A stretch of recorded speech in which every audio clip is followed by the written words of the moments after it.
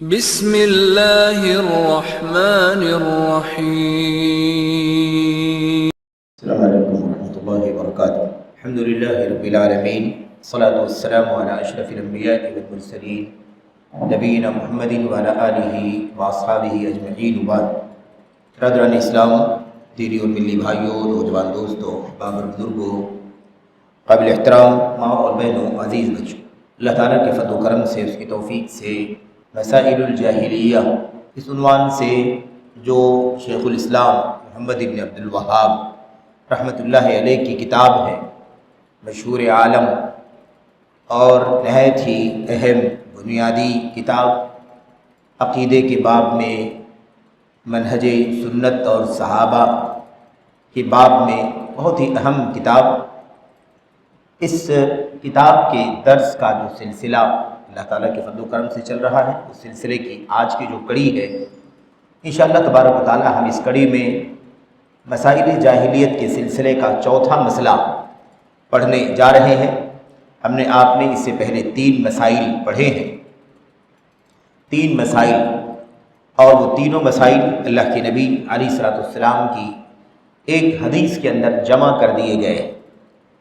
اس سے پہلے کے درس میں اور اس سے پہلے کے درس میں وہ حدیث آپ کے سامنے آئی تھی کہ اللہ کے نبی علیہ الصلوۃ والسلام نے 3 باتوں کی طرف اشارہ فرمایا تھا۔ اس میں سے پہلی چیز تھی اللہ تبارک و تعالیٰ کی توحید، اللہ تعالیٰ کی توحید۔ جاہلیت کے لوگ اس مسئلے میں خلاف تھے۔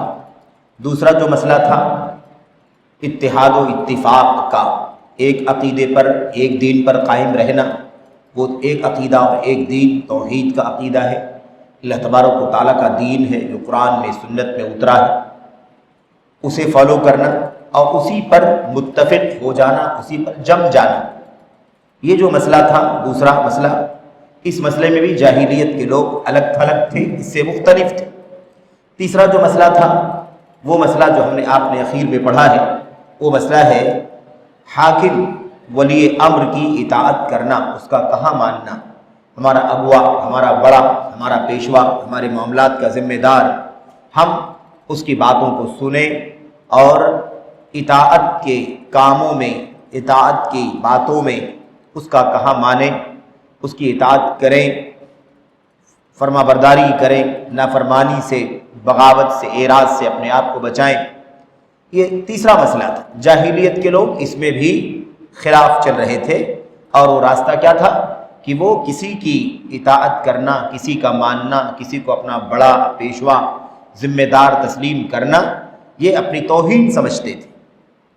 کسی کو اپنا ذمہ دار تسلیم کرنا، کسی کی بات کو ماننا، اطاعت کرنا، اس کو توہین اور تنقید سمجھتے تھے، اور ان کے خلاف کھڑا ہونا، بغاوت کرنا اور اطاعت نہ کرنا، سرکشی کرنا، طغیان اور ایسے ہی حد سے تجاوز کرنا، یہ اپنی بہادری سمجھتے تھے۔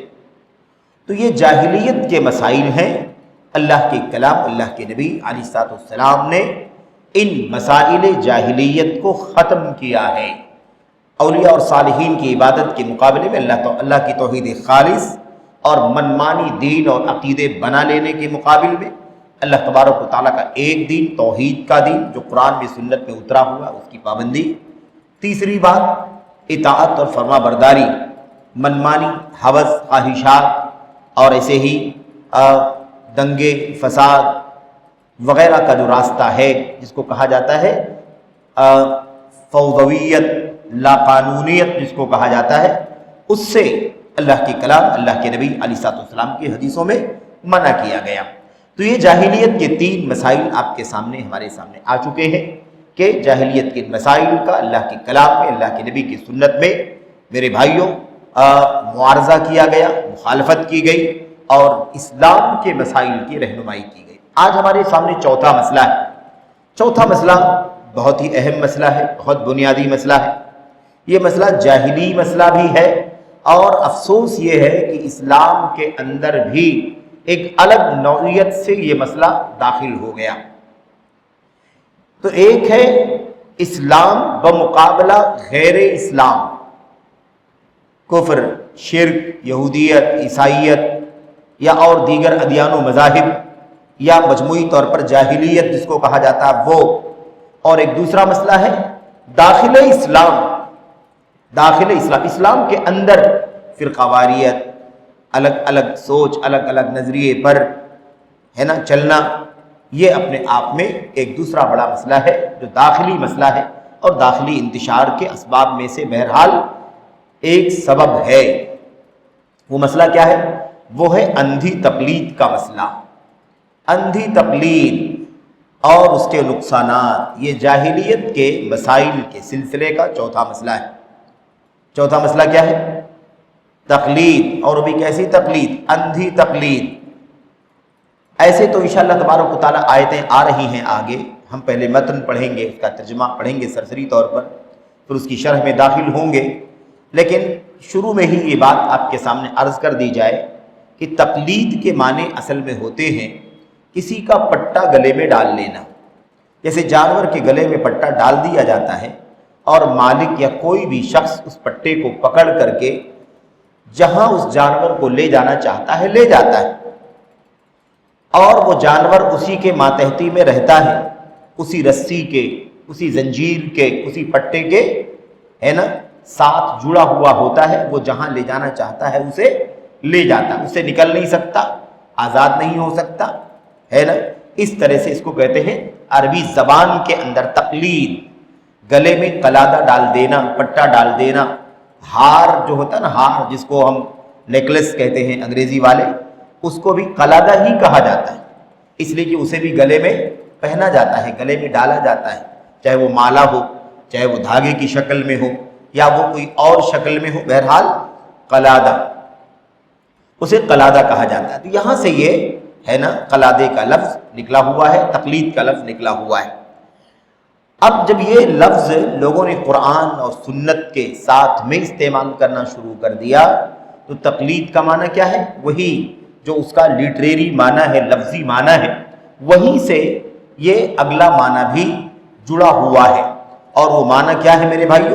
وہ معنی یہ ہے کہ جیسے ایک جانور کے گلے میں جب رسی ڈال دی جاتی ہے تو جانور کو اس سے کوئی مطلب نہیں ہوتا کہ مجھے یہ رسی پکڑ کے، پٹا پکڑ کے، زنجیر پکڑ کر کے یہ میرا مالک یا میرا ذمہ دار مجھے کہاں لے جائے، کہاں لے جائے گا، کس کام کے لیے لے جائے گا، اچھی جگہ لے جائے گا، بری جگہ لے جائے گا، آرام کی جگہ، تکلیف کی جگہ لے جائے گا. ہو سکتا ہے کسی مشکل جگہ سے بھی مجھے گزرنا پڑے، آسان جگہ سے بھی گزرنا پڑے، یا کوئی بھی نوعیت کیفیت ہو سکتی ہے، اس لیے کہ پٹا میرا دوسرے کے ہاتھ میں ہے اور مجھے نہ کوئی اختیار ہے، نہ میری اپنی کوئی سوچ ہے، اور نہ میں اپنے اختیار سے، اپنی سوچ سے کوئی قدم اٹھا سکتا ہوں، بڑھا سکتا ہوں. یہ ہوتا ہے.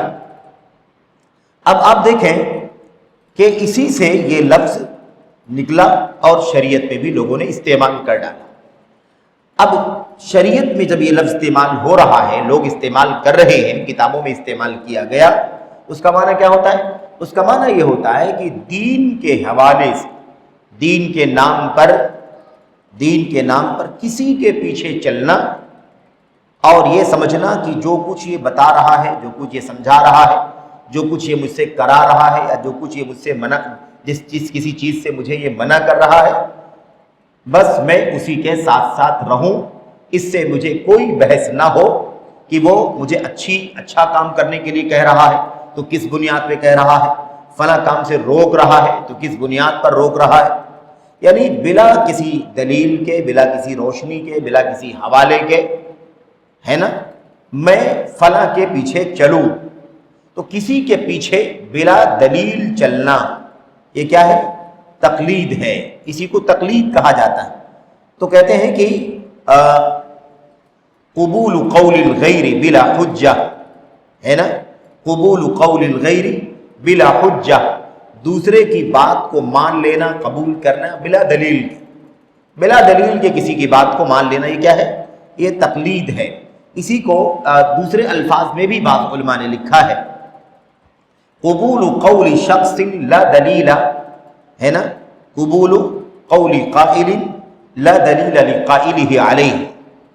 کسی آدمی کی جو کوئی بات کہہ رہا ہو اس کی بات کو مان لینا، قبول کر لینا، جبکہ اس بولنے والے کے پاس اس بات کی کوئی دلیل نہ ہو، بلا دلیل کسی کی بات کو مان لینا۔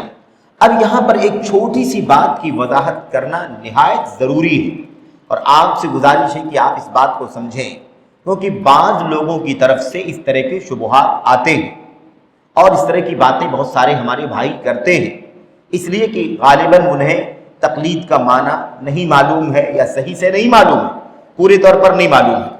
تقلید کسے کہتے ہیں؟ تقلید کہتے ہیں کسی بات کو بلا دلیل مان لینا، یعنی اس بات کی کوئی دلیل نہ ہو، اس بات کی کوئی دلیل نہ ہو۔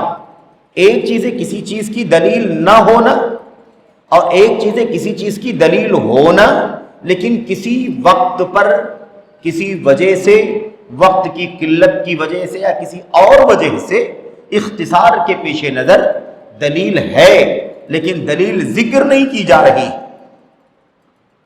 تو ایک ہے دلیل نہ ہونا، اور ایک ہے کسی وجہ سے دلیل کا ذکر نہ کرنا، دونوں باتوں میں فرق۔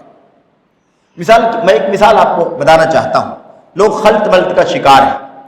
لوگ کیا کہتے ہیں کہ بھئی اہل حدیث بھی تقلید کرتے ہیں، اہل حدیث بھی کیا کرتے ہیں؟ تقلید کرتے ہیں۔ میں سمجھانے کے لیے بات لے آیا، مسلک کی بات نہیں ہے، بات سمجھانے کے لیے عرض کرنا چاہتا ہوں۔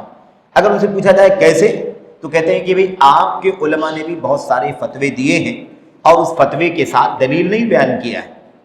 مثال کے طور پر اگر کوئی پوچھے کہ بھئی غیر اللہ کا سجدہ کرنے کا کیا حکم ہے، غیر اللہ کی سجدہ کرنے کا کیا حکم ہے، اولیاء صالحین قبروں مزاروں میں جو لوگ دفن ہیں ان کا سجدہ کرنے کا کیا حکم ہے۔ اب اگر ہمارا عالم ہمیں جواب دے کہ بھئی یہ تو حرام ہے اور شرک ہے، عبادت کے مسئلے میں شرک کرنا، اللہ تبارک و تعالیٰ کے ساتھ کسی کو ساجی بنا لینا، یہ شرک اکبر ہے اور یہ حرام ہے، اس کی سزا اگر انسان توبہ کی بغیر مر جائے تو ہمیشہ ہمیشہ کے لیے جہنم ہے۔ اب سوال کیا گیا اور سوال کا جواب عالم نے کیا کر دیا؟ جواب دے دیا۔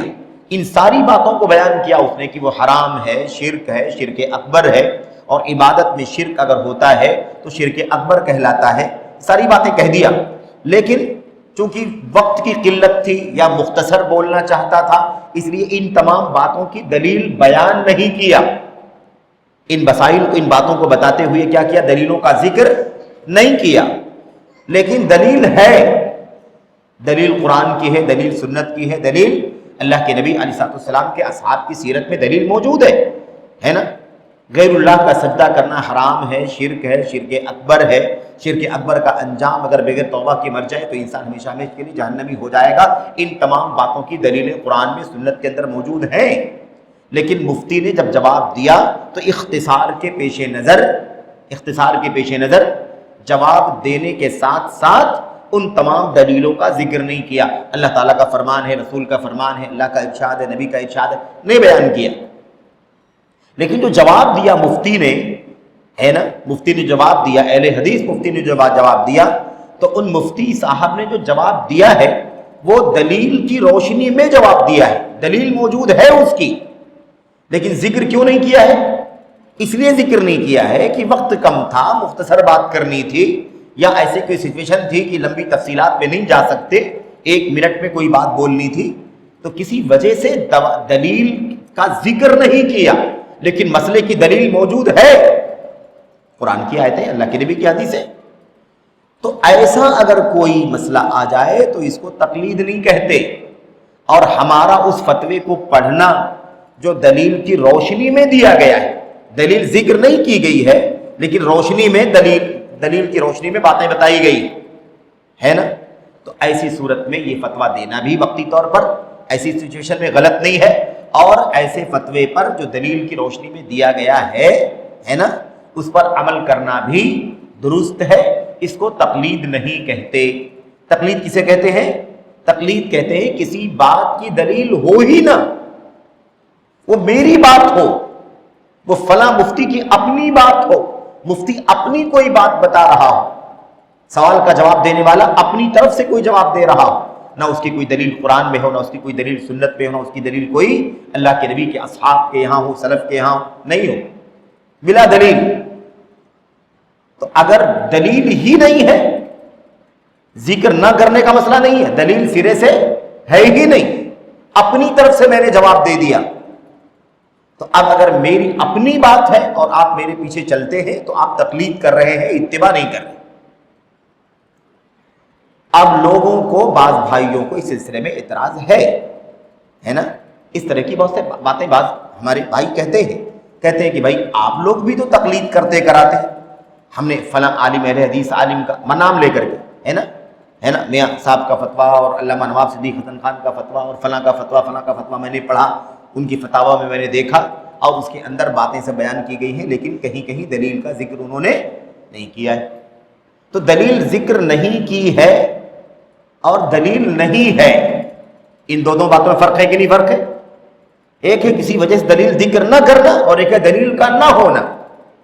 اگر مفتی کتاب و سنت کی روشنی میں ہی جواب دے رہا ہے، اپنی کوئی بات نہیں کہہ رہا ہے، تو پھر اس بات پر عمل کرنے والا مقلد نہیں ہوگا، کیونکہ وہ بات کس کی مان رہا ہے؟ اللہ کے کلام، نبی کی سنت کی بات مان رہا ہے، کیونکہ فتویٰ کتاب و سنت کے دلائل کی روشنی میں۔ کبھی خطیب بھی ایسا کرتا ہے، کبھی مدرس بھی ایسا کرتا ہے، وقت کی قلت کے پیش نظر موقع نہیں ہوتا ہے، تو جو باتیں کہتا ہے وہ دلیلوں کی روشنی میں کہتا ہے، لیکن وقت کی قلت یا کسی وجہ سے اختصار کے پیش نظر ان دلائل کا ذکر نہیں کرتا۔ تو ایسی صورت میں یہ شبہ نہیں ہونا چاہیے کہ دیکھو یہ بھی تقلید ہے، اس لیے کہ تقلید کی ڈیفینیشن یہ نہیں ہے کہ آدمی کسی کی بات کو سنے اور اس پر عمل کرے اور اس آدمی نے دلیل ذکر نہ کی ہو، نہیں۔ تقلید کسے کہتے ہیں؟ لا دلیل لقائلہ علیہ لیس لہ بہ حجہ، اس آدمی کے پاس اس بات کی دلیل ہو ہی نہ، کہنے والے کے پاس اپنی بات کی، اپنے قول کی کوئی دلیل نہ ہو، تو تقلید ہے۔ اس لیے یہ شبہہ بھی کیا ہو جانا چاہیے؟ دفع ہو جانا چاہیے، رفع ہو جانا چاہیے، کنفیوژن نہیں ہونی چاہیے۔ ایک بات اور آپ کے سامنے ذکر کرنا ہے، وہ کیا ہے میرے بھائیوں؟ وہ یہ ہے کہ لوگ کہتے ہیں کہ آپ کہتے ہیں دلیل ہے تو اتباع ہے، دلیل نہیں ہے تقلید ہے۔ اس میں کوئی شک نہیں ہے کہ دلیل نہیں ہے تو تقلید ہے اور دلیل ہے تو وہ اتباع ہے۔ ہمارے سامنے ان باتوں کے دلائل بھی موجود ہیں، لیکن کبھی کبھی تقلید کی جگہ پر اتباع کا لفظ بھی استعمال کر لیا جاتا ہے، پیچھے چلنے کے اعتبار سے۔ تقلید کرنے والا بھی پیچھے چلتا ہے اور اتباع کرنے والا بھی پیچھے چلتا ہے، لیکن وہ پیچھے چلنے والا دلیل کے پیچھے چلتا ہے اور تقلید کرنے والا دلیل کے پیچھے نہیں چلتا، کسی آدمی کی اپنی بات کے پیچھے چلتا ہے۔ لیکن پیچھے چلنے کا معنی دونوں میں پایا جاتا ہے۔ اتباع کا مطلب کیا ہوتا ہے؟ پیچھے چلنا، اور تقلید کا مطلب کیا ہوتا ہے؟ کسی کا پٹا گلے میں ڈال لینا۔ تو ایسا آپ کو ملے گا، بہت ساری ایسی جگہیں آپ کو ملیں گی جہاں آپ کو ہے نا تقلید کی جگہ پر اتباع کا لفظ استعمال کر لیا گیا ہوگا، اور کہیں کہیں اتباع کی جگہ پر تقلید کا لفظ استعمال کر لیا گیا ہوگا۔ تو اگر تقلید کی جگہ پر اتباع کی جگہ پر اگر کبھی تقلید کا لفظ یوز ہو گیا، استعمال کر لیا گیا، تو آپ کو لفظ پکڑ کر کے نہیں بیٹھنا ہے، آپ کو اصل بنیاد سمجھ کے چلنا ہے کہ اگر کتاب و سنت کے دلائل کی روشنی میں اگر عمل ہو رہا ہے تو چاہے آپ اتباع کہہ لو، چاہے تقلید کہہ لو، یا جو مرضی ہو وہ کہہ لے کوئی، لیکن دلیلوں کی روشنی میں کتاب و سنت کی اگر چل رہا ہے، صحابہ کرام کی فہم کے مطابق چل رہا ہے، تو ایسی صورت میں وہ اتباع ہے، وہی اصل دین ہے جس پر چلنا چاہیے۔ اور اگر دلیل نہیں ہے، قرآن نہیں، سنت نہیں، صحابہ کا، سلف کا کوئی موقف نہیں، میری اپنی بات ہے، مفتی کی اپنی بات ہے، مولوی کی اپنی بات ہے، اپنی طرف سے کوئی بات کہہ دی گئی بلا دلیل، تو ایسی صورت میں وہ اللہ تبارک و تعالیٰ کے دین میں قابل مذمت ہے۔ اس کا نام تقلید رکھو، اس کا نام اتباع رکھو، اس کا نام جو سمجھ میں آئے وہ رکھ لو۔ بات سمجھ میں آگے کہ نہیں آگے؟ اس لیے دو شبہات اچھی طرح سے ذہن میں ہے نا جو آتے ہیں، اس کا ازالہ کر لیا جانا چاہیے، جہاں بھی آتا ہو، جس کے یہاں بھی آتا ہو، تو غلط فہمی نہیں ہونی چاہیے، کیونکہ اس طرح کے الفاظ آپ کو ملیں گے، کتابوں میں ملیں گے، ائمہ کے ہاں مل جائیں گے، علماء کے ہاں مل جائیں گے۔ اچھا یہ بھی آپ ساتھ میں یاد رکھیں کہ اسی کے ساتھ ساتھ آپ کو ایسے الفاظ بھی ملیں گے جہاں آپ کو سمجھ میں آ جائے گا کہ یہاں لفظ تقلید کا استعمال کیا گیا ہے، لیکن یہ ہے اتباع کے معنی میں، ہے کس کے معنی میں؟ اتباع کے معنی میں۔ جیسا کہ امام بربہاری رحمۃ اللہ علیہ نے بھی اپنی کتاب شرح السنہ کے اندر اللہ کے نبی صلی اللہ علیہ وسلم اور صحابہ کرام کی اتباع کے لیے تقلید کا لفظ استعمال کر لیا ہے۔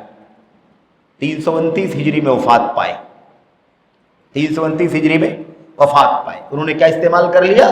کہتے ہیں دین تو تقلید کا نام ہے۔ دین کس کا نام ہے؟ تقلید کا نام ہے۔ لیکن اگلے ہی جملے میں کیا لکھتے ہیں؟ کہتے ہیں یعنی اللہ کے نبی صلی اللہ علیہ وسلم اور آپ کے صحابہ کرام کی تقلید۔ بات سمجھ میں آ رہی کہ نہیں آ رہی؟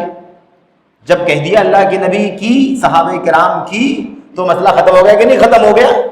چاہے آپ تقلید کہہ لو چاہے اتباع کہہ لو۔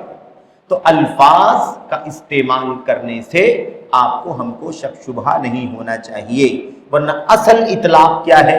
اصل اطلاق قرآن میں سنت میں اتباع کا لفظ استعمال ہوا، اقتداء کا لفظ استعمال ہوا، اثر استعمال ہوا، ہے نا؟ یہ سارے الفاظ، اطاعت استعمال کی گئی، اطاعت کرنا، تو اطاعت ہے، اتباع ہے، اقتداء ہے نا، اسوہ ہے، یہ سارے الفاظ استعمال کیے گئے۔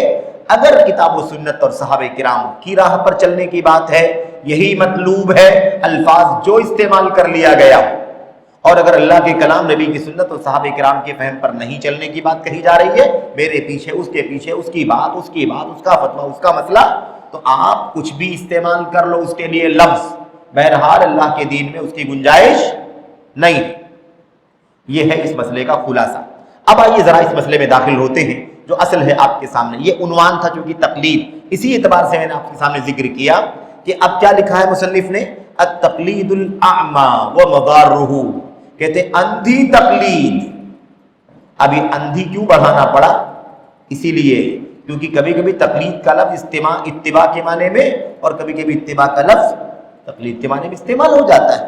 تو اندھی جب کہہ دیا جائے گا تو یہ بات کلیئر ہو جائے گی کہ اندھی کا مطلب یہ ہے کہ دلیل ہے نہیں کہیں بھی، بس فنا کے پیچھے آنکھ بند کر کے چلا جا رہا ہے، جہاں لے جائے، جو کہلوائے، جو کرائے، جس سے منع کرے، جس کا حکم دے، جو حلال کرے، جو حرام کرے، جو جائز بتلائے، ناجائز بتلائے، بس اس کے پیچھے چلو اندھے بن کر کے۔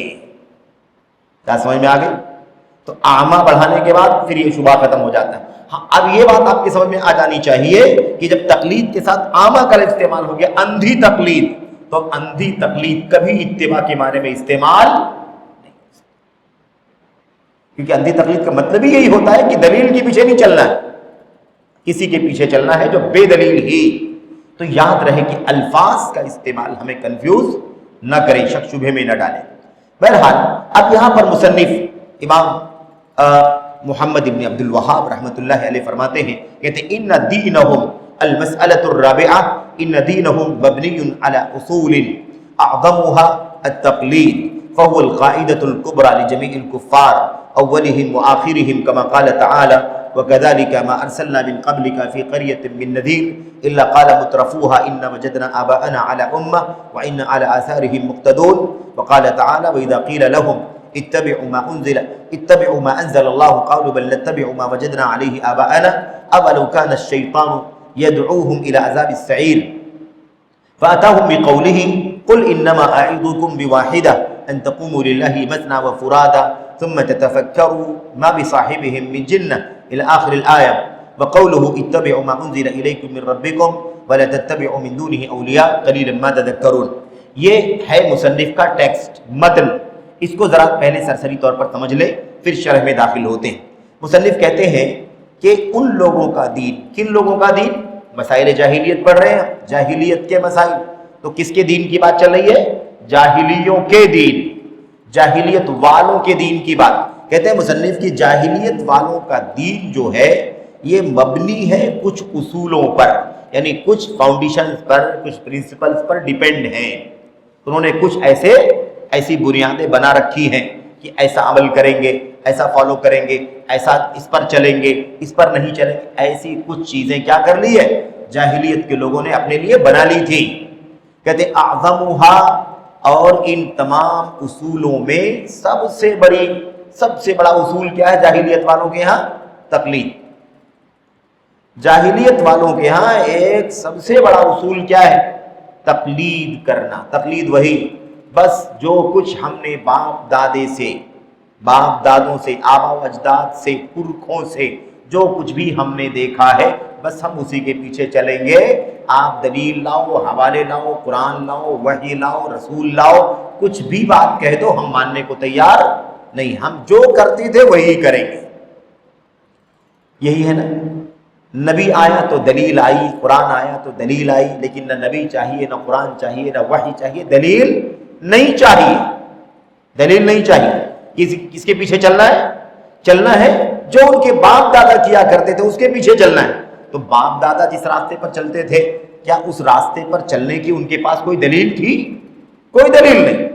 ان سے اگر پوچھا جاتا تو کہتے کہ ہمارے باپ دادا ایسا کرتے تھے۔ یہ طریقہ ہے۔ تو کہتے ہیں مصنف، کہتے ہیں کہ سب سے بڑا اصول جاہلیت والوں کے ہاں کیا تھا؟ تقلید، بس دیکھا دیکھی، سنا سنی، باپ دادا ایسا کرتے تھے، پرکھے ایسا کرتے تھے، قبیلے والے ایسا کرتے تھے، قوم کے لوگ ایسا کرتے تھے، 100 سال سے ہم نے ایسے دیکھا، 200 سال سے، 500 سال سے ہم نے ایسے ہی دیکھا، ہم نے آج تک ایسی اس کے خلاف کوئی بات نہیں سنی۔ اس طرح کی باتیں لوگ کرتے ہیں نا۔ تو کہتے ہیں سب سے بڑا اصول کیا ان کے ہاں؟ تقلید کرنا۔ کہتے ہیں فَهُوَ الْقَاعِدَةُ الْكُبْرَى لِجَمِيعِ الْكُفَّارِ، کہتے ہیں کہ تمام کا کفار اول سے لے کر اخیر تک، first to last, A to Z جیسے کہتے ہیں نا لوگ، الف سے یا، یعنی کیا مطلب سارے کافروں کا یہی سسٹم ہے۔ کیا بھئی ہم نے تو اپنے باپ دادوں کو جو راستہ چلتے ہوئے دیکھا اسی راستے پہ چلے۔ تو کہتے ہیں کہ یہ ان کے یہاں تمام کافروں کے یہاں یہ ایک قاعدہ ہے، ایک پورا اصول ہے ان کے یہاں، ضابطہ ہے کہ باپ دادا کے طریقے پر چلیں گے، تقلید کریں گے۔ اللہ تبارک و تعالیٰ نے ان کا نقشہ کھینچا ہے۔ اللہ فرماتا ہے وَكَذَلِكَ مَا أَرْسَلْنَا مِن قَبْلِكَ فِي قَرْيَةٍ مِّن نَذِيرٍ، کہتے ہیں ہم نے آپ سے پہلے جس کسی بستی میں، گاؤں میں کوئی ڈرانے والا بھیجا، یعنی رسول بھیجا، نبی بھیجا۔ نبی رسول کیا ہوتے ہیں؟ بشیر اور نذیر، مبشرین و منذرین۔ اللہ نے فرمایا ہم نے رسولوں کو ڈرانے والا بنا کر کے بھیجا، خوشخبری دینے والا بنا کر کے بھیجا۔ تو کہتے ہیں وَكَذَلِكَ مَا أَرْسَلْنَا مِن قَبْلِكَ فِي قَرْيَةٍ مِّن نَذِيرٍ، ہم نے آپ سے پہلے جس کسی بستی میں کوئی ڈرانے والا بھیجا، نبی کو، رسول کو بھیجا، إِلَّا قَالَ مُتْرَفُوهَا، اس بستی کے، اس گاؤں کے خوشحال لوگوں نے، دولت مندوں نے، خوشحال لوگوں نے، ہے نا، جو اپنی طاقت، اپنی قوت، اپنے پیسے اور اپنی اثر و رسوخ، نفوذ اور اپنی پاور کے اعتبار سے مضبوط تھے، اونچے تھے، ایسے مترف کس کو کہتے ہیں؟ مترف طرف سے بنا ہوا، اس کا مطلب ہوتا ہے بہت زیادہ خوشحالی، کہ آدمی اپنی دولت کی فراوانی اور آشائش میں کھو جائے، پھر اسے حلال حرام جائز ناجائز کچھ سمجھ میں نہ آئے، بس جو جی چاہے وہ کرے، اس طرح سے اس کو کہتے ہیں طرف، اسی سے بنا ہوا مترف۔ تو جس کسی بستی میں ہم نے کوئی ڈرانے والا یعنی رسول بنا کر کے بھیجا، اس بستی کے لوگوں نے، جو خوشحال لوگ تھے، انہوں نے کیا کہا؟ اِنَّا وَجَدْنَا آبَاءَنَا عَلَىٰ أُمَّةٍ، یقیناً ہم نے اپنے باپ دادوں کو ایک ملت پر، ایک دین پر پایا ہے، ایک ملت پر، ایک دین پر پایا۔ یعنی کیا مطلب؟ اب رسول آیا، نبی آیا، ڈرانے والا آیا، اچھا یہاں پر ڈرانے والا ہی کیوں کہا اللہ تعالیٰ نے؟ بشارت دینے والا کیوں نہیں کہا؟ اس لیے کہ معاملہ بشارت کا تھا ہی نہیں، وہ بستی والے بشارت کے معاملے میں نہیں تھے۔ بشارت کس کے لیے ہے؟ ایمان والوں کے لیے، توحید پرستوں کے لیے، حق اور حلال پر چلنے والوں کے لیے، نبیوں کی، رسولوں کی باتیں ماننے والوں کے لیے کیا ہے؟ بشارت۔ لیکن یہ کون لوگ تھے؟ یہ تو کفر کی زندگی گزار رہے تھے اور دین بیزاری، دین بغاوت کا راستہ ان کا تھا، اس لیے یہ بشارت والے لوگ نہیں تھے، یہ ڈرائے جانے والے لوگ تھے۔ اس لیے اللہ نے کیا فرمایا؟ ہم نے، کہتے ہیں کہ ہم نے ہر بستی میں، جس کسی بستی میں آپ سے پہلے ڈرانے والا بنا کر کے بھیجا، تو بستی کے خوشحال لوگوں نے کیا کہا؟ ہم نے اپنے باپ دادوں کو ایک امت پر، امت کے کئی معنی ہیں، امت کا یہاں پر جو معنی ہے وہ کیا ہے؟ ایک دین، طور طریقہ، ایک دین اور طور طریقہ، ہم نے اپنے باپ دادوں کو ایک دین پر، ایک طور طریقے پر پایا ہے۔ وَإِنَّا عَلَىٰ آثَارِهِمْ مُقْتَدُونَ، اور ہم انہی کے نشان قدم کے پیچھے پیچھے چلنے والے ہیں۔ جہاں جہاں ہمارے باپ دادا گئے، جہاں جو ہمارے باپ دادوں نے کیا، جو جو ہمارے باپ دادوں نے کیا وہی ہم کریں گے، جو جو ہمارے باپ دادوں نے نہیں کیا ہم اس کو نہیں کریں گے، جہاں گئے وہاں جائیں گے، جہاں نہیں گئے وہاں نہیں جائیں گے۔ آئی بات سمجھ میں؟ یہ جو لفظ ہے نا اخیر والا، علی آثارہم مقتدون، آثار اثر کی جمع ہے، اور آثار کا معنی کیا ہوتا ہے؟ نشان، نشان قدم۔ مقتدون کا مطلب ہوتا ہے بالکل اسی کو آئیڈیل بنا کر کے چلنے والے، اسی کو آئیڈیل بنا کر کے چلنے والے۔ تو یہ ان لوگوں نے پوری جرت کے ساتھ، ہے نا، ان بے ایمان، بے عقیدہ، آزاد جاہلیت کے دور میں زندگی گزارنے والے، اور دولت کی اور آشائش کی، ناز و نعمت کی فراوانی میں کھیلنے والوں نے کیا کہا؟ کہا نبی آیا ہے ٹھیک ہے، ڈرانے والا آیا ہے ٹھیک ہے، لیکن ہم کسی کی بات ماننے والے نہیں ہیں، ہم تو اپنے باپ دادوں کو جس راستے پر چلتے ہوئے پا رہے ہیں اسی پر ہم چلیں گے۔ دیکھا اب دو چیزیں آ گئی کہ نہیں آ گئی؟ نبی جو نذیر کہا، ڈرانے والا، جو ڈرانے والا اللہ کی طرف سے آیا ہے وہ دلیل لے کر آیا کہ نہیں لے کر کے آیا؟ سب سے پہلی دلیل تو یہ کہ وہ اللہ کی طرف سے بلانے والا بنا کر کے بھیجا گیا، ڈرانے والا بنا کر کے بھیجا گیا۔ پھر وہ کوئی بات اپنی طرف سے نہیں کہتا، اللہ کی طرف سے وحی آتی ہے، اللہ کا فرمان آتا ہے، اللہ حکم دیتا ہے، اللہ منع کرتا ہے، وہ اپنی قوم کو کیا کرتے ہیں؟ پہنچاتے ہیں، بستی والوں کو پہنچاتے ہیں۔ تو یہ جو ڈرانے والا ہے نا، نذیر، نذیر دلیل ہے، دلیل والا ہے، اللہ کا فرمان، اللہ کا پیغام لے کر کے بات کرتا ہے۔ اور ان لوگوں نے کیا کیا تھا بھائی؟ ان لوگوں نے کیا کیا تھا؟ ان لوگوں نے باپ دادوں کے طریقے پر اڑے رہنے، ڈٹے رہنے کا، ہے نا، اعلان کر دیا۔ تو دلیل جو ہے وہ نبی کے ساتھ، نذیر کے ساتھ، دلیل نہیں چاہیے، یعنی اتباع نہیں کرنا ہے۔ جو اللہ کی طرف سے دلیل لے کر کے آیا ہے نبی، اس کے پیچھے نہیں چلنا، اس کو فالو نہیں کرنا۔ اگر اس کو فالو کریں گے تو اتباع اصل معنی کے اعتبار سے، ٹھیک ہے۔ اور باپ دادوں کا جو حوالہ دے رہے ہیں یہ کیا ہے بھائی؟ اسی کا نام ہے تقلید۔ آگے اللہ فرماتا ہے باپ دادوں کے پیچھے چلنے کی بات کرتے ہیں، باپ دادے کس دین پر تھے؟ ان کے پاس کوئی دین تھا کیا؟ کوئی کتاب کی بنیاد پر زندگی گزارتے تھے؟ کسی نبی کی تعلیمات پر زندگی گزارتے تھے؟ کہاں زندگی گزارتے تھے؟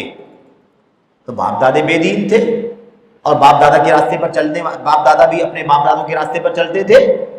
تو اللہ تعالیٰ فرماتا ہے کہ ان کے باپ دادے اگر علم کے حوالے سے، دلیلوں کے حوالے سے زندگی نہ گزارتے ہوں تو کیا تب بھی یہ لوگ اپنے باپ دادا کے پیچھے چلیں گے؟ اللہ تبارک و تعالیٰ اگلی آیت میں فرماتا ہے وَإِذَا قِيلَ لَهُمُ اتَّبِعُوا مَا أَنزَلَ اللَّهُ، اور جب ان سے کہا جاتا ہے یا کہا گیا اتَّبِعُوا مَا أَنزَلَ اللَّهُ، اللہ تعالیٰ نے جو کچھ اتارا ہے اسی کی پیروی کرو، جو کچھ اللہ نے اتارا ہے، دیکھا آپ نے، اسی کی اتباع کرو۔ اگر اللہ کی طرف سے اتارے گئے پر چلنا ہے تو اتباع ہے نا۔ اب اگر کوئی اسی کو تقلید کا لفظ استعمال کر کے بات بول دے کہ جو کچھ اللہ کی طرف سے اترا ہے اسی کی تقلید کرو، اسی کی کیا کرو؟ تقلید کرو۔ کیا معنی نکلے گا؟ اللہ نے جو کچھ اتارا ہے اسی کا پٹا باندھ لو، چلتے رہو اللہ کے حکم پر، چلتے رہو نبی کے فرمان پر۔ تو تقلید کا لفظ استعمال ہو جائے تو کیا فرق پڑتا ہے کہ نہیں؟ کیونکہ چلنا کس پر ہے؟ جو کچھ اللہ نے اتارا ہے اسی پر چلنا ہے۔ تو آپ اس کو اگر تقلید بھی کہہ لے، کوئی کہہ لے، تو کچھ فرق نہیں پڑے گا۔ یہی کہا جائے گا کہ ہاں لفظ تقلید کا استعمال کیا گیا ہے لیکن ہے وہ اتباع، ہے وہ اتباع۔ تو تقلید کا لفظ اتباع کی جگہ پر یوز کر لیا گیا، استعمال کر لیا گیا۔ ایسے ہی اس کا الٹا، تقلید کی جگہ پر کبھی اتباع کا لفظ بھی استعمال کر لیا جاتا، اس کا بھی تذکرہ آئے گا۔ تو کیا کہا جب ان سے کہا جاتا اتبعوا ما انزل اللہ، جو کچھ اللہ نے اتارا اس کی اتباع کرو، قالوا، ان لوگوں نے کیا جواب دیا؟ بل نتبع، کیا استعمال کیا؟ بل نتبع، کیا ورڈ کیا استعمال کیا؟ ہم اتباع کریں گے۔ اتباع تو یہاں ہے، نبی جو لے کر کے آئے، جو اللہ نے اتارا، اتباع اس کی ہوگی، چلیں گے اس پر تو اتباع ہوگی۔ لیکن لوگوں نے کیا استعمال کیا؟ بل نتبع، لیکن ہم تو پیچھے پیچھے چلیں گے کس کے؟ ما وجدنا علیہ آباءنا، اسی راستے پر چلیں گے، اسی راستے کی پیروی کریں گے جس راستے پر ہم نے اپنے باپ دادوں کو پایا ہے۔ اب باپ دادوں کو جس راستے پر پایا ہے وہ راستہ تو اللہ کا نہیں راستہ، اللہ کا راستہ نہیں، قرآن کا راستہ نہیں، نبی کا راستہ نہیں، تو اس پر چلنے والے کو کیا کہا ان لوگوں نے؟ اتباع کریں گے ہم۔ کس کی اتباع کریں گے؟ کہا ہم صاف صاف کیا نا، اتباع کرو جو اللہ نے اتارا ہے۔ ان لوگوں نے کہا کہ نہیں، بلکہ ہم اتباع کریں گے اس کی جس پر ہم نے اپنے باپ دادوں کو پایا۔ تو باپ دادا جس راستے پر چل رہے تھے وہ راستہ تو قرآن کا نہیں ہے، اللہ کا اتارا ہوا راستہ تو نہیں ہے، لیکن کیا استعمال کیا ان لوگوں نے؟ اتباع کا لفظ استعمال کیا۔ بہت واضح ہے کہ نہیں واضح ہے کہ اتباع کا لفظ استعمال کیا گیا ہے، لیکن معنی کیا ہے؟ معنی تقلید کا ہے، معنی تقلید کا ہے۔ تو تقلید کی جگہ پر اتباع، اتباع کی جگہ پر تقلید کا استعمال ہو جاتا ہے۔ اللہ تبارک و تعالیٰ نے فرمایا، پھر اللہ تعالیٰ نے یہ ان کی طرف سے نقل کیا ہے، یہ کافروں کی بات نقل اللہ تبارک و تعالیٰ کر رہا ہے۔ انہوں نے کیا استعمال کیا؟ ہم اتباع کریں گے۔ اس کا مطلب یہ ہے کہ یہ کفار مشرکین جس راستے پر چلتے تھے اس راستے کو اتباع کا نام دیتے تھے، حالانکہ وہ لفظ، وہ معنی تقلید کا، اتباع کا وہ معنی نہیں ہے جو معنی وہ استعمال کر رہے ہیں۔ باپ دادا کے راستے پر چلنے کو اتباع سے تعبیر کیا ہے، اللہ تبارک و تعالیٰ نے ان کی بات کو نقل کر دیا۔ بہت واضح ہے کہ یہ اتباع اصل میں اتباع نہیں ہے، بلکہ کیا ہے یہ؟ بلکہ یہ تقلید ہے۔ باپ دادے کے راستے پر چلنا اتباع کیسے ہو جائے گا صحیح معنوں میں؟ اس لیے اللہ تبارک و تعالیٰ نے جو اتارا ہے آسمان سے اسی پر چلنا ہے۔ تو یہ صرف اور صرف لفظ کا استعمال ہے کہ تقلید کی جگہ پر کبھی کبھی اتباع اور اتباع کی جگہ پر کبھی کبھی تقلید استعمال کیا جاتا ہے، اور اس کی مثالیں بہت ساری ہیں۔ یہ اس کا موقع نہیں ہے کہ ہم تفصیلات میں جائیں، انشاءاللہ اس کا تذکرہ آگے آئے گا تو ہم گفتگو کریں گے۔ تیسری بات اللہ تبارک اس میں کیا فرمایا؟ اَوَلَوْ كَانَ الشَّيْطَانُ يَدْعُوهُمْ إِلَىٰ عَذَابِ السَّعِيرِ، اللہ فرماتا ہے کیا اگر شیطان ان کو جہنم کی دہکتی ہوئی آگ، جہنم کے دہکتے ہوئے عذاب کی طرف بلائے، کیا اگر شیطان ان لوگوں کو، کن لوگوں کو؟ باپ دادا کے پیچھے چلنے والے ہیں یہ، کہا باپ دادا جس راستے پر تھے اسی راستے پر ہم چلیں گے۔ اللہ فرماتا ہے کیا اگر ان کے باپ دادوں کو شیطان جہنم کی بھڑکتی ہوئی آگ، جہنم کے دہکتے ہوئے عذاب کی طرف اگر شیطان دعوت دیتا رہا ہو اور یہ باپ دادے شیطان کے راستے پر چلتے رہے ہوں، تو کیا تب بھی یہ لوگ اسی راستے پر چلیں گے باپ دادا کے؟ جبکہ باپ دادا کو شیطان نے دہکتی ہوئی جہنم کی طرف بلایا ہے۔ بات واضح ہو گئی کہ جن باپ دادوں کے پیچھے چلنے کی بات کر رہے ہیں، اللہ فرماتا کہ اگر وہ باپ دادا، اگر شیطان نے ان کے باپ دادوں کو بلایا ہو، دعوت دیا ہو جہنم کی، تو کیا تب بھی یہ لوگ باپ دادا کے راستے پر چلیں گے؟ چھوڑنا چاہیے کہ نہیں چھوڑنا چاہیے؟ ہم آج سمجھ سکتے ہیں بڑی آسانی کے ساتھ کہ بھائی ہم کیا کہتے ہیں بھائی ہمارے والد ایسا کر رہے ہیں، ہماری والدہ ایسا کر رہی ہیں، ہمارے دادا ایسا کر رہے ہیں، ہمارے چچا ایسا کر رہے ہیں، کیا کریں؟ آپ کو دادا کے پیچھے، چچا کے پیچھے تو نہیں چلنا ہے، آپ کو ہم کو کہاں چلنا ہے؟ اللہ تبارک و تعالیٰ کے دین پر، اللہ کی کتاب، نبی کی سنت اور صحابہ کرام کے فہم اور ان کے مشن پر چلنا ہے۔ یہ ہے اصل، ہے کہ نہیں؟ تو اصل میں ہوتا یہ ہے کہ اگر آدمی حق کی روشنی پا لیتا ہے تب تو یہ جرأت کرتا ہے، تب تو یہ ہمت کر پاتا ہے کہ ہمارے باپ دادوں کا راستہ تو الگ ہے، وہ قبروں پر سجدے کرتے ہیں، رکوع کرتے ہیں، طواف کرتے ہیں، لیکن ہم کو اللہ نے توحید کی توفیق عطا فرمائی ہے، ہم باپ دادا کے راستے پر نہیں چل پائیں گے۔ سمجھ رہے ہیں؟ اس لیے یہ مسئلہ بہت اہم ہے کہ شیطان اگر باپ دادوں کو جہنم کی طرف بلا رہا ہو، اس کے باوجود کیا تم اپنے باپ دادا کے راستے پر ہی چلو گے، چھوڑو گے نہیں؟ یہ اصل چیز۔ پھر سے آیت کریمہ سے معلوم پڑا کہ شیطان جہنم کی دعوت دیتا ہے، شیطان جہنم کی دعوت دیتا ہے۔ اللہ کے نبی علیہ السلام کی حدیثوں میں بھی اس کا تذکرہ، ایک سے زائد حدیثوں میں موجود ہے کہ اللہ کے نبی نے فرمایا کہ جہنم کے پر شیطان بیٹھے ہوئے ہیں، جو راستے گمراہی کے، شرک کے، کفر کے، بدعات کے، نفس پرستی کے جو راستے ہیں، ہے نا، بدعت کے، ہوائے نفس کے جو راستے ہیں، ان راستوں میں سے ہر راستے پر شیطان بیٹھا ہوا ہے، یدعو الیہ، اپنی طرف بلا رہا ہے، اپنی طرف بلا رہا ہے۔ تو پتہ یہ چلا کہ شیطان انسان کو جہنم کی دعوت دیتا ہے، جہنم کی طرف بلاتا ہے، جیسا کہ اس آیت کریمہ سے بھی معلوم پڑ رہا ہے۔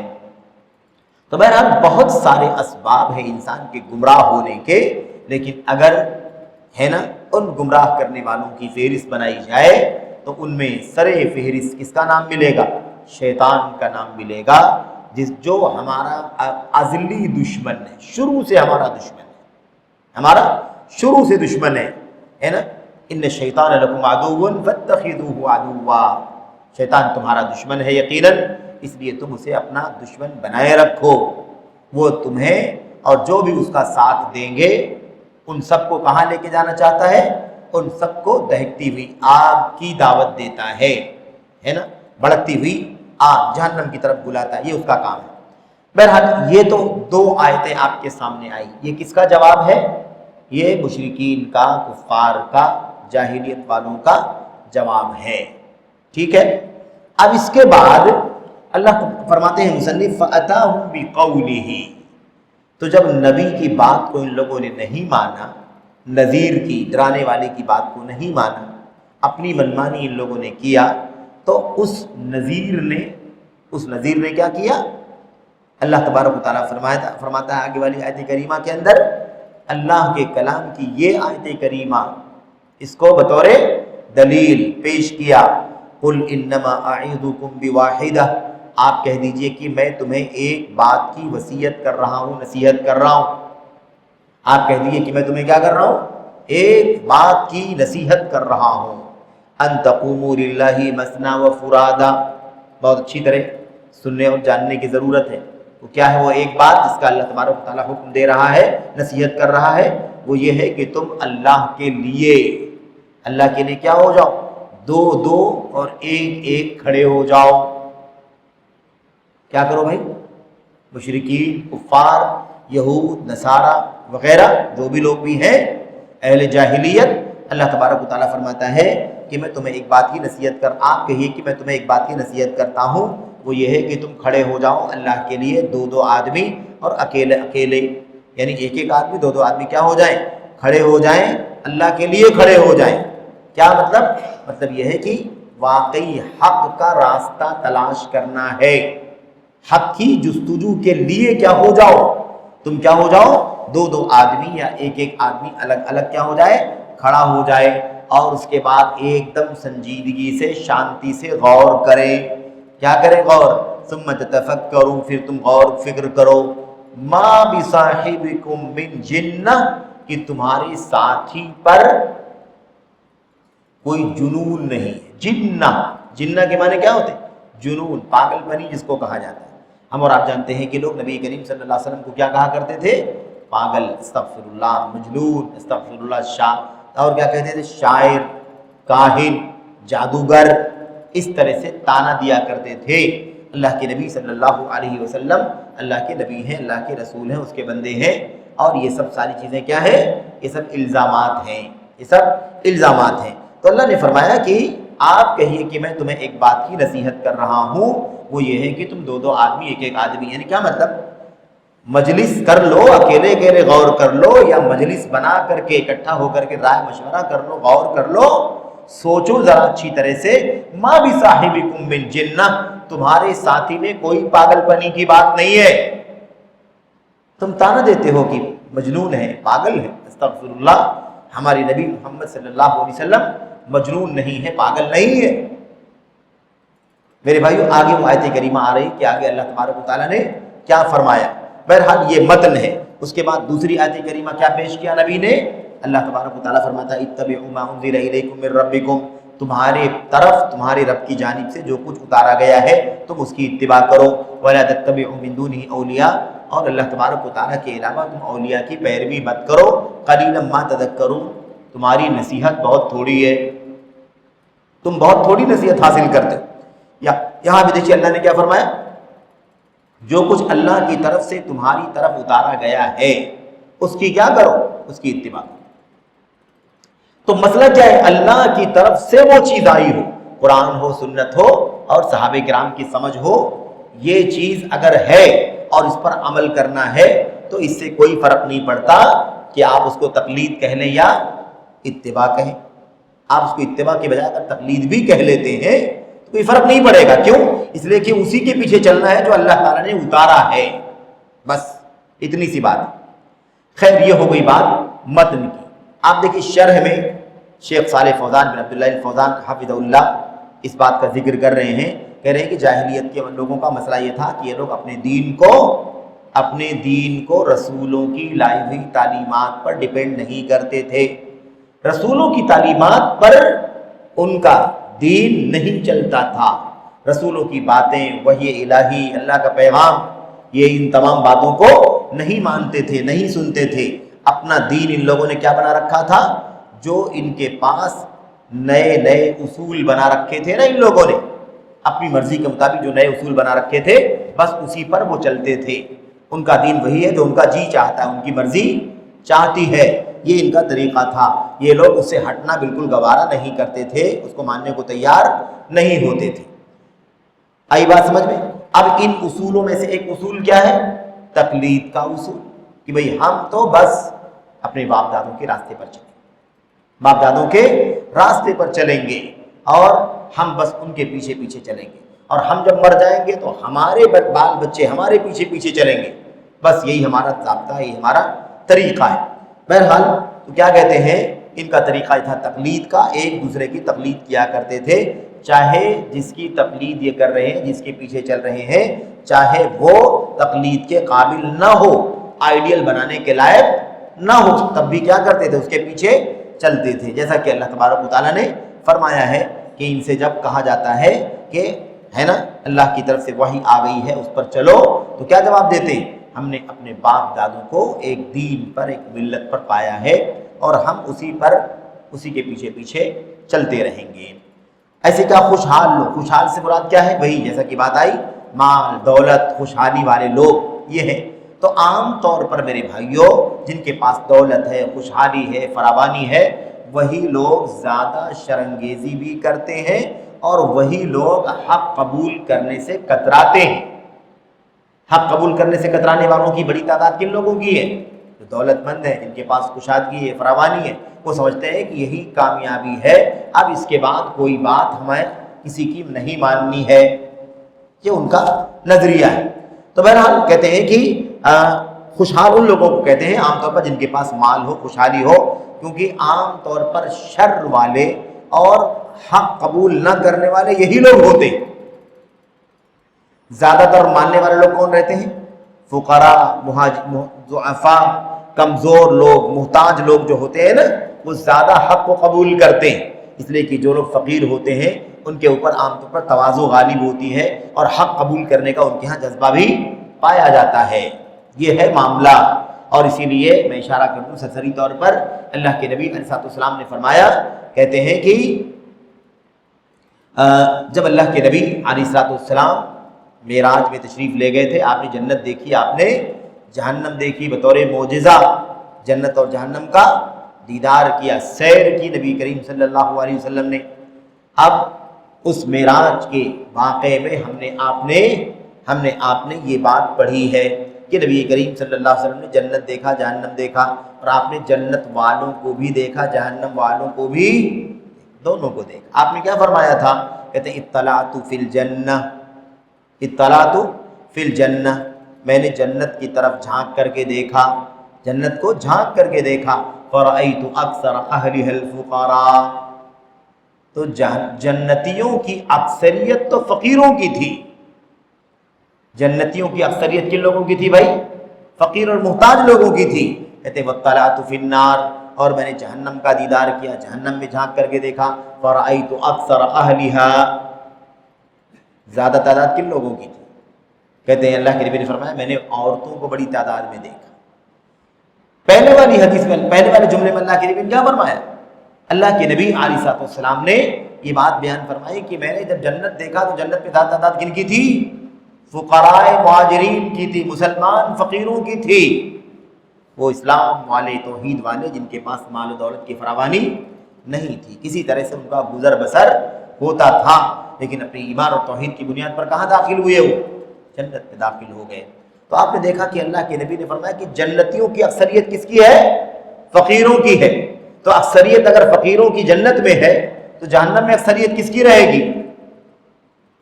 اکثر تو جنتی ہو گئے نبی، فقیر تو فقیر تھوڑا باقی بچے، اور دوسرا مقابل میں کون ہے؟ خوشحال لوگ، دولت مند لوگ، ان کی تعداد کیا ہے؟ ان کی تعداد جنت میں زیادہ نہیں ہے، تو تعداد زیادہ کہاں رہے گی؟ جہنم میں۔ تو یہاں جنت میں تعداد کم، جہنم میں تعداد زیادہ، ایسے ہی۔ بہرحال خلاصہ کلام یہ ہے کہ یہ بات بیان کی کہ الا قال مترفوہا، دولت، مقام، مرتبے، وجاہت والے جو لوگ ہیں ان لوگوں نے صاف صاف کہہ دیا کہ بھئی ہم لوگ اپنے باپ دادا کے دین پر چلیں گے، ہمیں اے رسولو ہمیں تمہاری کوئی ضرورت نہیں ہے۔ ان کا یہ سوچنا تھا کہ رسولوں سے وہ بے نیاز ہیں، رسولوں کی ضرورت نہیں ہے۔ اچھا، اب یہی جو رویہ تھا نا، یہ جو جواب تھا مشرکین کا، اسی جواب کا نام ہے اندھی تقلید۔ اسی جواب کا نام کیا ہے؟ اندھی تقلید۔ صاف صاف کیا کہا؟ کچھ بھی ہو جائے، نبی آئے ہیں تو کیا ہوگا؟ نہیں مانتے ہم، باپ دادا کے طریقے پر چلیں۔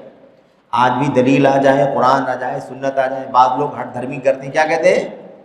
کہتے ہیں کچھ بھی آپ لے آئیے لیکن ہم چلیں گے اپنے مسلک پر ہی، اپنے امام کے پیچھے ہی چلیں گے، ہمارے امام ایسے تھے، ہمارے امام ایسے تھے، ساری باتیں وہ اس طرح سے کرتے ہیں۔ تو امام کا نام نبی کے سنت کے سامنے، امام کا نام قرآن کے سامنے کوئی مومن مسلمان کیسے لے سکتا ہے؟ میرے بھائی یہ کیا ہے؟ یہ اندھی تقلید ہے۔ تو اور یہ طریقہ کس کا ہے؟ اہل جاہلیت کا ہے۔ اب شیخ نے وہ بات یہاں پر ذکر بھی کی ہے کہ بھلائی میں اگر کوئی کسی کے پیچھے چلتا ہے، ایمان میں، تقوی میں، للہیت میں، عمل صالح میں کوئی کسی کے پیچھے چلتا ہے، تو کہتے ہیں اس کو کیا کہا جائے گا؟ اس کو اتباع کہا جائے گا، اقتداء کہا جائے گا۔ کسی کے پیچھے چلتا ہے، تقلید ہے نا، بلا دلیل چلتا ہے تو تقلید ہے۔ لیکن مسئلہ یہ کہ وہ حق ہے، وہ تو حق پر چلنے والا کبھی بھی مقلد نہیں ہو سکتا، بلکہ اس کو کیا کہا جائے گا؟ اس کو اتباع اور اقتداء کہا جاتا ہے۔ اور قرآن کریم کی آیتوں کا ذکر کر کے مصنف نے یہ بات سمجھائی بھی ہے کہ اللہ تبارک و تعالیٰ نے فرمایا وَاتَّبَعْتُ مِلَّةَ آبَائِي، وَاتَّبَعْتُ مِلَّةَ آبَائِي، میں نے اپنے باپ دادوں کی ملت کی پیروی کی، باپ دادوں کی ملت کی پیروی کی، اتباع کیا۔ باپ دادوں کا ملت کی ملت کیا تھی بھائی؟ شرک۔ ان کی باپ دادوں کا دین کیا تھا؟ شرک تھا۔ اور باپ دادا کے دین پر چلتے ہوئے کیا کہا؟ ہم اتباع کرتے ہیں باپ دادوں کے دین کی۔ باپ دادوں کا دین حق کب سے ہو گیا کہ اس کی اتباع کریں گے، اس کی اقتداء کریں گے؟ لیکن یہ لفظ کیوں استعمال کیا گیا ہے؟ یہ لفظ اسی لیے استعمال کیا گیا ہے کہ ایک کو دوسرے کی جگہ پر استعمال کیا جاتا ہے۔ اعتبار کس کا ہے؟ لفظوں کا نہیں، اعتبار ہے معانی کا اور سچویشن کا، کہ آپ مان رہے ہیں کس کو۔ ایسا تو نہیں ہے آپ کسی امام کے پیچھے ایسے چلتے ہیں کہ قرآن آ جائے تب بھی حدیث آ جائے، تب بھی صحابہ کرام کی بات آ جائے، تب بھی اپنے امام کو چھوڑنے کو تیار۔ تو ایسی صورت میں اس کو کہا جائے گا میرے بھائیو، اس کو اندھی تقلید کہا جائے گا۔ بہرحال اس کے بعد اللہ تبارک و تعالیٰ نے جاہلیت والوں کے بارے میں فرمایا کہ جب ان سے کہا جاتا ہے کہ اللہ تعالیٰ نے جو کچھ اتارا ہے اس کے پیچھے چلو، تو یہ لوگ کیا کہتے ہیں؟ بل نتبع ما الفینا علیہ آباءنا، بلکہ ہم اسی راستے پر چلیں گے جس پر ہم نے اپنے باپ دادوں کو پایا ہے۔ آگے اللہ نے کیا فرمایا؟ اولو کان آباؤہم لا یعقلون شیئا ولا یہتدون، کیا اگرچہ ان کے باپ دادا سمجھتے نہیں تھے کچھ بھی اور ہدایت کے راستے پر نہیں تھے؟ کیا مطلب؟ اللہ تبارک، یہاں مصنف نے کیا کیا ہے؟ اللہ کے کلام کی اس آیت کریمہ کی ضمن میں لکھا بھی ہے، شارح نے صاف صاف ہے۔ اللہ فرماتا ہے کہ جب یہ کہتے ہیں کہ اپنے باپ دادا کا راستہ نہیں چھوڑیں گے، تو یہ جواب دیں کہ کیا ان کے باپ دادا کو اگر سمجھ نہ رہی ہو، یہ نہ سمجھ رہے ہوں، کم سمجھ رہے ہوں، بے عقل رہے ہوں، کیا اس کے باوجود بھی یہ باپ دادا کا طریقہ نہیں چھوڑیں گے؟ ارے باپ دادا جاہل تھے، تم پڑھے لکھے ہو، تو باپ دادا کے طریقے پر کیوں چلتے ہو؟ اللہ فرماتا ہے اگر باپ دادا مثال کے طور پر ہے نا، باپ دادا کیا کر رہے ہیں؟ باپ دادا، اللہ نے صاف فرمایا عقل نہ ہو ان کے پاس، سمجھداری نہ ہو، اور ان کے پاس ہدایت نہ ہو، اس کے باوجود کہ نہ سوجھ بوجھ ہے نہ ہدایت ہے، کیا پھر بھی تم کیا کرو گے؟ ان کے پیچھے، باپ دادوں کے پیچھے چلو گے؟ یہ اللہ تبارک و تعالیٰ سمجھا رہا ہے۔ بہرحال اس کے بعد دیکھیے مشرکوں کا ذکر آ گیا کہ مشرکوں سے جب کہا جاتا ہے کہ تم اللہ تعالیٰ پر جو کچھ، اللہ کی طرف سے جو کچھ اتارا گیا ہے اس کی اتباع کرو، تو یہ لوگ کیا کہتے ہیں؟ ہم نے تو اپنے باپ دادوں کا راستہ پایا، اسی راستے پر چلیں گے۔ تو اللہ نے کیا فرمایا؟ اللہ نے فرمایا کہ کیا شیطان اگر تمہارے باپ دادوں کو جہنم کی طرف بلا رہا ہو تب بھی تم لوگ باپ دادا کا راستہ نہیں چھوڑو گے؟ باپ دادا کے پیچھے چلتے چلتے تم بھی جہنم میں جاؤ گے، پھر بھی شیطان کے راستے پر چلو گے، مانو گے نہیں؟ یہ بات اللہ تبارک و تعالیٰ نے بتائی۔ شیخ اللہ کے کلام کی اس آیت کریمہ کی تفسیر میں، تشریح میں، شیخ صالح فوزان حفظہ اللہ نے بڑی صراحت کے ساتھ بات کہی ہے۔ اللہ فرماتے ہیں، کہتے ہیں اللہ تعالیٰ نے کیا فرمایا ہے، کیا اگر شیطان تمہارے باپ دادوں کو جہنم کی طرف بلا رہا ہو، اب کہتے ہیں صاف صاف کہ کیا تم اپنے باپ دادوں کی پیروی کرتے ہوئے بہکتی ہوئی، دھڑکتی ہوئی، دہکتی ہوئی جہنم میں جاؤ گے؟ کیا تم اپنے باپ دادوں کی تقلید کرو گے اگرچہ وہ شیطان کے پیروکار ہو؟ کیا شیطان کے پیروکار ہوں گے تمہارے باپ دادے، تب بھی تم کیا کرو گے؟ تب بھی تم ان کے پیچھے چلو گے؟ اللہ تعالیٰ فرماتا ہے کیا تم اپنے باپ دادوں کی پیروی کرو گے اگرچہ وہ شیطان کے پیروکار ہو؟ ہرگز نہیں۔ ہمیں اللہ تبارک و تعالیٰ کے دین سے زیادہ عزیز کچھ بھی نہیں ہے۔ تو صاف صاف کہتے ہیں کہ شیطان، تمہارے باپ دادے اس کے پیچھے چلتے تھے، شیطان کے پیروکار تھے، اور ان کا انجام بھی کیا ہے؟ جہنم ہے۔ اس کے باوجود بھی کیا تم اس راستے کو نہیں چھوڑو گے جس پر تم نے باپ دادوں کو پایا ہے؟ کہتے ہیں العاقل یجب ان ينظر فی امری، عقل مند اگر ہے، سوجھ بوجھ ہے اور جانتا ہے صحیح کیا ہے غلط کیا ہے، تو ایسے آدمی کے لیے واجب ہے کہ کیا کرے؟ کہتے ہیں واجب ہے کہ وہ غور کرے فی امرہ، اپنے مسئلے میں، وفی من یقلد، اور جس کی تقلید کر رہا ہے اس کے مسئلے میں۔ بہت ضروری ہے اس کو کنفرم کرنا، جاننا ضروری۔ بعض لوگ آزاد بیٹھے رہتے ہیں۔ یاد رکھیں یہ بہت بنیادی مسئلہ ہے کہ شیطان کی پیروی اگر وہ شیطان کی پیروی کرتے تھے تمہارے باپ دادا، تو کیا تم بھی شیطان کی پیروی کرو گے؟ یہ بات جو ہے اس مضمون کے اندر بیان کی گئی ہے۔ اس کے بعد شیخ نے کیا کہا تھا؟ شیخ نے کہا تھا وہ آیت کریمہ جو سورہ سبا کی آیت کریمہ ہے کہ تم کیا کرو، اکیلے دو آدمی اکٹھا ہو جاؤ اور غور کرو اچھی طرح سے کہ تمہیں یہ بات سمجھ میں آ جانی چاہیے، غور کر لو کہ تمہارا ساتھی یعنی تمہارے نبی صلی اللہ علیہ وسلم جو ہیں ان کے اوپر کسی بھی طرح کی پاگل پنی کا دھبا نہیں ہے، پاگل پنی کا دھبا ان کے اوپر نہیں ہے، یہ تمہیں پتہ چل جائے گا۔ بس تم ایک آدمی دو آدمی اچھی طرح سے کیا کرو، غور کرو۔ اس کے بعد اخیر میں اللہ تبارک و تعالیٰ کے کلام کی وہ آیت کریمہ جو سورہ اعراف کی ہے، اس میں اللہ تعالیٰ نے فرمایا کہ پیروی کرو جو کچھ اللہ کی طرف سے تم پر اتارا جا رہا ہے، اور اللہ تعالیٰ کے علاوہ کسی ولی کی پیروی مت کرو۔ یہ آیت کریمہ بیان کی گئی ہے۔ اب ان دونوں آیتوں سے جو نبی نے جواب دیا، دو آیتیں مشرکین کی طرف سے ہے نا، اور دو آیتوں میں اس کا جواب، یہ جو دونوں آیتیں ہیں، شیخ صالح فوزان حفظہ اللہ فرماتے ہیں، کہتے ہیں اللہ کے رسول ان کے پاس یہ آیت لے کر کے آئے۔ کون سی آیت لے کر کے آئے؟ یہی اتبعوا ما انزل الیکم من ربکم ولا تتبعوا من دونہ اولیاء، اور اس سے پہلے والی آیت کریمہ قل یا قالوا بل نتبع ما وجدنا علیہ آباءنا اولو کان الشیطان یدعوہم الی عذاب السعیر۔ یہ آیتیں دونوں پڑھ کر کے اللہ کے نبی علیہ السلام نے مسئلے کو سمجھایا۔ اب اس کے بعد دیکھیے، کہتے ہیں یہ مسئلہ دیکھیے، یہ لوگ پکڑ کے بیٹھے ہوئے، کہتے ہیں جو ہمارے باپ دادا کا طریقہ ہے ہم اس پر مضبوطی سے اڑے رہیں گے، ہم اس آدمی کی بات نہیں مانیں گے جو نبی بن کر کے آیا ہے، ڈرانے والا بنا کر کے بھیجا گیا ہے، ہم اس کی بات کو نہیں مانیں گے، ہم اپنے باپ دادوں کے راستے پر مضبوطی سے ڈٹے رہیں گے، اس آدمی کی پیروی نہیں کریں۔ کس آدمی کی؟ محمد الرسول اللہ صلی اللہ علیہ وسلم کی پیروی نہیں کریں گے۔ اللہ نے فرمایا کہ تم لوگ تو تانا دیتے ہو، جادوگر ہے، پاگل ہے، شاعر ہے۔ اللہ کے نبی علیہ السلام کے بارے میں جو تم یہ دعوے کرتے ہو، یہ دعوے کیا ہے؟ غلط دعوے کیا ہے؟ باطل ہے۔ صحیح کیا ہے؟ صحیح یہ ہے کہ اللہ تبارک و تعالیٰ کا نبی سب سے زیادہ سمجھدار، سب سے زیادہ ذہین، فطین ہوتا ہے، اور میرے بھائیوں وہ غبی نہیں ہوتا، وہ نادان نہیں ہوتا۔ اس لیے اسی بات کو سمجھنا ہے کہ تم جو کہتے ہو کہ پاگل پنی ہے، استغفر اللہ، ہمارے نبی صلی اللہ علیہ وسلم کے اوپر کوئی بھی جنون کا اثر نہیں ہے، پاگل پنی کا اثر نہیں ہے۔ تو صاف صاف اللہ نے فرمایا کہ تمہارے لیے اپنے باپ دادا کے دین پر چلنا، اسی پر ڈٹے رہنا، اڑے رہنا درست نہیں ہے۔ تمہاری ذمہ داری ہے کہ تم کیا کرو، تمہاری ذمہ داری ہے کہ جو کچھ اللہ کی طرف سے نبی لے کر کے آیا ہے تم اس کی اتباع کرو، اس کی پیروی کرو۔ یہ ہے اس کا خلاصہ۔ اس کے بعد جو آگے کہا تھا مصنف نے، آگے جو کہا تھا اس کا خلاصہ کیا ہے کہ اللہ تبارک و تعالیٰ نے فرمایا کہ تم لوگ غور کرو تمہارے ساتھی کے ساتھ، تمہارے ساتھی ما بصاحبکم من جنہ، تمہارے ساتھی کے اوپر کوئی جنون، پاگل پنی نہیں ہے۔ یہ بات جو کہی گئی، اللہ یہ بتانا چاہتا ہے کہ تم جادوگر کہتے ہو، پاگل کہتے ہو، ذرا سا دیکھو کہ تمہارے نبی محمد صلی اللہ علیہ وسلم جو تمہاری طرف بھیجے گئے ہیں ان کا کون سا کام ہے ایسا جس کو دیکھ کے تم کہتے ہو کہ پاگل ہے؟ کون سا کام ہے جس کی بنیاد پر تم کیا کہتے ہو؟ پاگل قرار دیتے ہو، مجنون قرار دیتے ہو۔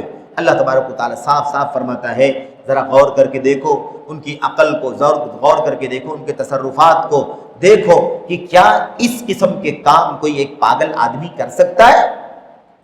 ایک آدمی کے پاس عقل ہی نہ ہو سلامت تو کہاں سے کوئی کام کرے گا؟ اللہ فرماتا غور کرو، تمہارا ساتھی پاگل نہیں ہے، تمہارے ساتھی کو کوئی پاگل پنی کا اثر، جنون کا اثر نہیں ہے۔ اب جو آیت کریمہ کے اخیر میں ہے نا، ان هو الا نذیر لکم بین یدی عذاب شدید، یہ ٹکڑا سورہ سبا کی آیت کریمہ کا ہے۔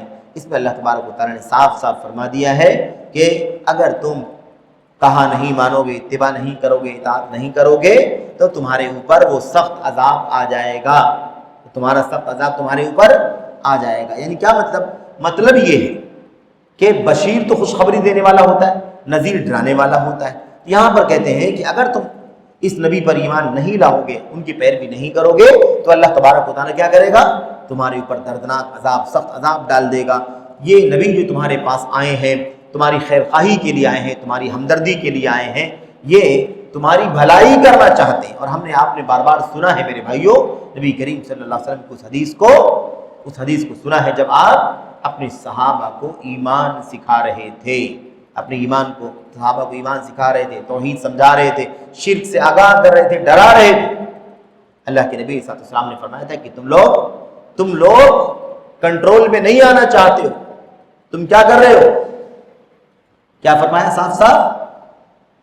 بڑی وضاحت کے ساتھ یہ مسئلہ کہ تم جہنم میں کود رہے ہو، آگ میں کود کر کے جا رہے ہو، اور میں تمہاری پیٹھ پکڑ پکڑ کر کے، کمر پکڑ پکڑ کر کے کھینچ رہا ہوں، ہلموا الیہ، آ جاؤ میری طرف۔ لیکن پھر بھی کیا ہوا؟ پھر بھی نہیں آئے، اور بہت سارے لوگوں نے امت کے کیا کیا؟ شرک کیا۔ امت میں آج بہت سارے لوگ شرک کر رہے ہیں۔ ایک شبہ یہ بھی ہے نا، لوگ کہتے ہیں کہ امت میں شرک ہے ہی نہیں، امت میں شرک ہوگا ہی نہیں، ہو ہی نہیں سکتا ہے۔ یہ سراسر جرم ہے۔ کیوں؟ اس لیے کہ شرک تو موجود ہے، اور اگر یہ منوا لیا جائے کہ امت میں شرک نہیں ہوگا تو جو کچھ شرک ہو رہا ہے اس کو کیا مان لیں گے لوگ؟ اس کو توحید سمجھ لیں۔ اس لیے طے ہونا چاہیے کہ امت میں شرک ہوگا، لوگ مشرکوں سے ساز باز کریں گے، ان سے یارانہ کریں گے، دوستی رکھیں گے۔ اس لیے پتہ چلے گا کہ میرے بھائیوں کون کیا کر رہا ہے۔ یہ دیکھیے، اس کے بعد آخر میں کہتے ہیں جب بات ہو گئی کہ اللہ کے نبی، ہمارے نبی محمد صلی اللہ علیہ وسلم، پاگل پنی کا کوئی اثر نہیں ہے، سب سے زیادہ ذہین، تم کہتے ہو ہم عقل مند ہیں، ہمارے نبی سے زیادہ دنیا میں کوئی عقل مند پیدا نہیں ہوا ہے۔ اور یہ بات ہم نے بار بار سنا ہے۔ نبی کریم صلی اللہ علیہ وسلم اور آپ کے صحابہ سے زیادہ دنیا میں کوئی کسی بھی مسئلے میں دین کے اچھا نہیں ہو سکتا، وہ مقام کوئی پا ہی نہیں سکتا ہے۔ نبی کریم صلی اللہ علیہ وسلم اور آپ کے صحابہ کرام سے زیادہ عقل مند اور ذہین۔ آج کل لوگ کیا کہتے ہیں وہ پرانے لوگ تھے، اس زمانے کے اعتبار سے عمل کیا، آج ہم بھی تو ذہین ہیں، وہ اپنے زمانے کے اعتبار سے سمجھدار تھے، ہم اپنے زمانے کے اعتبار سے سمجھدار ہیں۔ ان کا اپنے زمانے کے اعتبار سے عمل تھا، وہ کر رہے تھے، اور ہمارا اپنی زمانے کے اعتبار سے ہم سمجھیں گے، جو اچھا لگے گا اس کے مطابق کیا کریں گے؟ عمل کریں گے۔ اور لوگ آگے بڑھ کر کے بات کرتے ہیں، آگے بڑھ کر کے بات کرتے ہیں، کافی عجیب و غریب انداز کی باتیں کرتے ہیں۔ لوگ کہتے ہیں کہ سلف صالحین کا جو راستہ ہے، منہج سلف جس کو کہا جاتا ہے، وہ کیا ہے؟ سلامتی والا تو ہے، سلامتی والا سیف مذہب ہے، سیف راستہ ہے، لیکن کہتے ہیں کہ ہمارا جو راستہ ہے، ہمارا جو منہج ہے، وہ بہت زیادہ علم پر مبنی ہے اور بہت زیادہ ٹھوس۔ یعنی ایک بات صرف مانا سلف صالحین کے لیے کہ ان کا دور جو تھا وہ کیا تھا؟ بہت اچھا دور تھا، لیکن کہتے ہیں کہ کچھ بھی ہو تو پرانے دور کے تھے اور ہم لوگ نئے دور کے ہیں، ہمارے لیے جو کچھ ضروری ہے وہ ہم جانتے ہیں، ان کے لیے جو کچھ تھا وہ جانتے تھے۔ نحن رجال وہم رجال، وہ بھی انسان تھے، مرد تھے، ہم بھی انسان ہیں، مرد ہیں، سمجھ رہے؟ یہ اس طرح سے اللہ کے نبی اور آپ کے صحابہ کرام کی شان کو، ان کے مقام کو گھٹاتے ہیں۔ اچھا، تو کہتے ہیں اسی لیے ہر آدمی کے لیے ضروری ہے، جو بھی آدمی سمجھدار ہے، سوجھ بوجھ رکھنے والا ہے، اسے چاہے کہ وہ غور کرے، کہ کس بات پر غور کرے؟ غور کرے لوگوں کی باتوں پر، لوگوں کی باتوں میں تمیز کرے، جانچ پڑتال کرے، تفتیش کرے، اور جانے کہ صحیح کیا ہے، غلط کیا ہے، صحیح غلط کی معلومات کرے، صحیح مل گیا عمل کرے، غلط مل گیا اسے چھوڑ دے، یہ ذمہ داری ہے۔ کہتے اندھی تقلید کا نظریہ، اندھی تقلید کا نظریہ باطل پر اڑے رہنے پر مجبور نہ کرے تمہیں۔ ایسا نہیں کہ آدمی تقلید کر رہا ہے، تقلید کے نام پر کیا کرے گا؟ اب جس غلط راستے پر چل رہا ہے اسی راستے پر پکڑ کے بیٹھا رہے گا، اسی راستے کو، اس کو چھوڑنے کے لیے، ماننے کے لیے تیار نہیں۔ شیخ کہتے ہیں لا يحمله التقلید الاعمى على البقاء على الباطل، کہتے ہیں باطل پر ڈٹے رہنے کے لیے، باطل پر ڈٹے رہنے کے لیے کہتے ہیں کہ اندھی تقلید انسان کو اس پر آمادہ نہ کرے، بلکہ میرے بھائیوں کیا کرے؟ بلکہ وہ اللہ کے نبی صلی اللہ علیہ وسلم کی سنت پر چلے، اللہ کے کلام پر چلے، نبی کے صحابہ کرام کی سیرت پر چلے، کسی بھی طرح سے اس اسوے کو، اس آئیڈیل کو خراب نہ کرے۔ اندھی تقلید کرنے کے نتیجے میں اس وقت امت کے داخلی انتشار میں کافی بڑھاوا آ گیا ہے۔ تقلید کے نام پر پہلے ہی سے امت ٹکڑے میں ہے اور آج بھی ٹکڑے میں ہے۔ اس لیے بہت بنیادی مسئلہ ہے کہ ہمیں کسی کے پیچھے اندھا بہرا بن کر کے نہیں چلنا ہے، خاص طور پر جب کوئی دین کا مسئلہ ہو تب۔ اور یہ بات عجیب بھی ہے کہ دنیا کا مسئلہ ہوتا ہے تب تو ہم بہت چیک کرتے ہیں، کنفرم کرتے ہیں، ایک جگہ، دو جگہ، چار جگہ چیک کرتے ہیں، تب جا کر کے اس کو قبول کرتے ہیں اور مانتے ہیں۔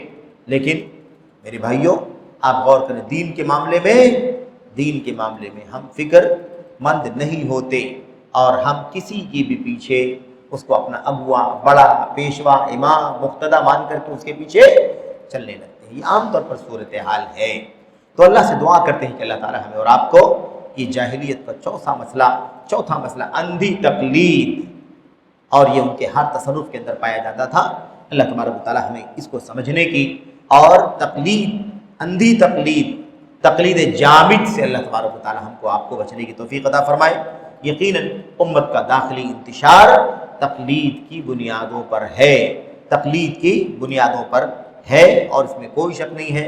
لوگوں کے پاس اس قدر عصبیت ہے کہ وہ ان کے سامنے قرآن کی آیت آ جائے، اللہ کے نبی کی حدیثیں آ جائیں، صحابہ کرام کا، سلف کا قول اور اثر آ جائے، اس کو ماننے کو تیار نہیں ہوتے، بلکہ کیا کرتے ہیں؟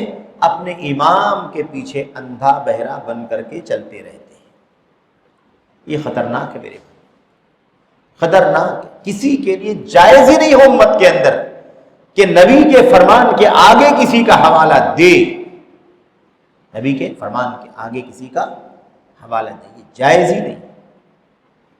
ہر آدمی کی ذمہ داری ہے کہ وہ کیا کرے؟ اللہ کے نبی علیہ السلام کی بتائی ہوئی راہ پر عمل کرتا رہے، چلتا رہے۔ یہ مختصر طور پر اندھی تقلید اور اس کے نقصانات سے متعلق تھوڑی سی باتیں تھیں۔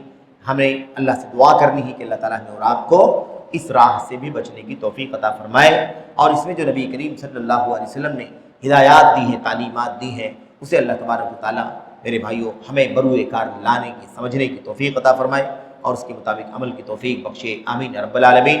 وصلی اللہ وسلم وبارک علی نبینا محمد وعلی آلہ وصحبہ اجمعین، والسلام علیکم ورحمۃ اللہ وبرکاتہ۔